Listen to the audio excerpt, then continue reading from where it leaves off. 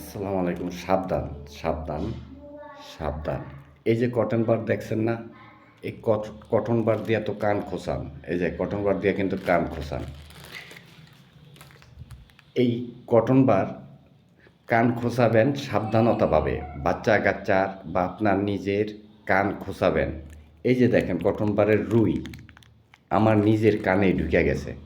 তার জন্য আমি আপনাদের কাছে একটা ভিডিও কইরা ছাড়লাম যাতে আপনারা সতর্ক হন। এই যে কটন বার বাচ্চা-কাচ্চার কানে আপনারা পরিষ্কার করবেন সাবধানতাভাবে। আগে কটন বারটাকে পেঁচিয়ে নিবেন। দ্রুত ভালোভাবে পেঁচিয়ে নিয়ে তারপর আস্তে আস্তে কটন বারে ব্যবহার করবেন। না করলে কি হবে জানেন?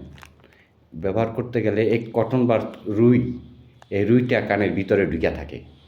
একদম এগুলা হালকা।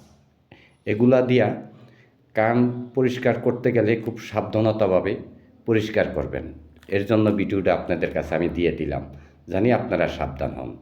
আর এই ভিডিওটা সবাইকে দেখার মতো সুযোগ করিয়ে দিবেন যেন সকলেই সাবধান থাকে। এই ভিডিওটা ধন্যবাদ আপনাদেরকে। ভালো থাকেন। আল্লাহ হাফেজ।